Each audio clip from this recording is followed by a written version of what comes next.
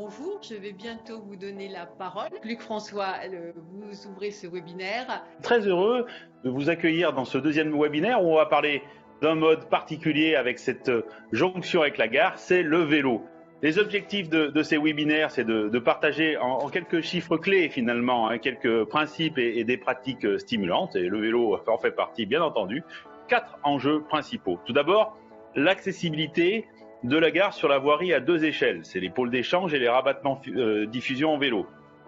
De sécurité dans les parcours usagers, de son information, mais aussi de la notion de plaisir dans le parcours. Deuxième enjeu, l'emport dans les trains, politique par le sens de pointe ou contre-pointe, ou par période semaine, week-end.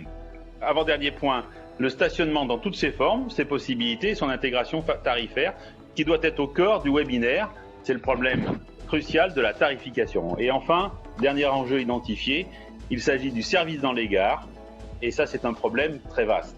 En attendant cette pratique du vélo, on le constate, nous, tous les jours, que finalement la demande est croissante. Pour les usagers, en tout cas, les enjeux sont qualitatifs. Un vélo électrique, c'est 2500 € et on comprend l'usager qui veut le laisser, bien le laisser, mais il veut aussi le retrouver en l'état et le retrouver aussi. Voilà. Moi, je vous encourage, de la même façon qu'on l'a déjà vu la dernière fois pour la marche, à vraiment étendre la capacité de rabattement et à travailler sur les maximums plutôt que sur les minimums. On avait vu la dernière fois que c'était 2 km pour la marche facilement. Ici, je pense qu'on peut facilement être dans des rayons qui sont de 5 à 10 km, voire même parfois 12-15 km pour le vélo électrique. Et justement, c'est tout le potentiel du vélo électrique. La gare, ça doit devenir un lieu de vie, ça doit devenir une vraie centralité. Et avant d'être cycliste, on est aussi humain, on a aussi besoin d'un café, on a besoin d'autres types de choses et je vous encourage à retenir aussi cet aspect-là. 1133 gares ont été définies en France avec une obligation au 1er janvier 2024 de réaliser un nombre minimum de places de stationnement.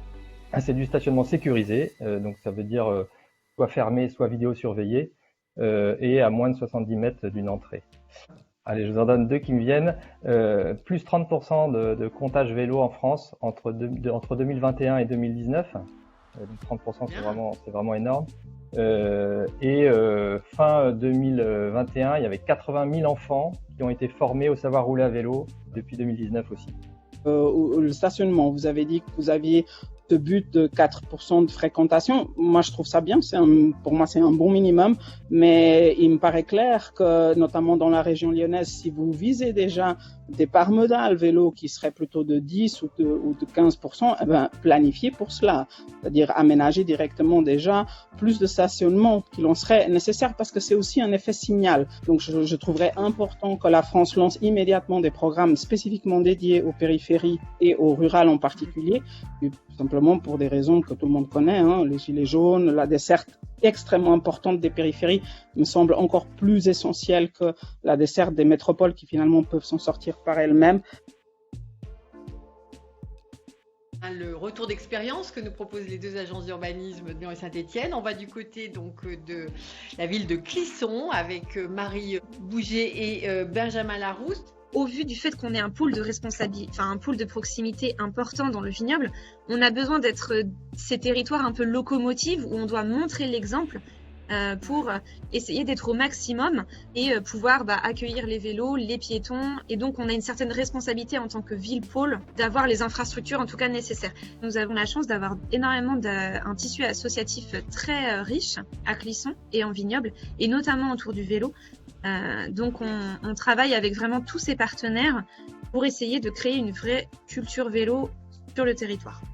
Cette toute petite gare où finalement le nombre d'habitants est minuscule, on n'est même pas à 3000, je crois qu'on est à 2800, on a tous les ingrédients en petit de ce qu'on aurait dans une grande gare, et ça c'est le secret des gares suisses, c'est qu'on a toujours cette idée de toujours faire, c'est vraiment du small is beautiful, c'est toujours faire les choses dont on a besoin mais en petit.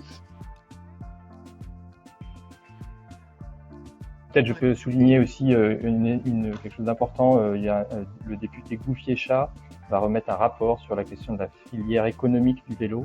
Le vélo, c'est pas simplement une problématique de déplacement, c'est aussi une problématique économique qui est en forte croissance. Et donc son rapport qui devrait être remis fin janvier, début février, comportera vraisemblablement un certain nombre de mesures qui vont éclairer cette question de la dynamique du vélo.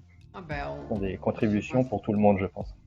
Enfin, tout ça, ça fait un petit peu rêver, effectivement. Mais c'est à nous, décideurs publics, d'aller vers ces actions et faire tomber finalement les frontières de l'intermodalité.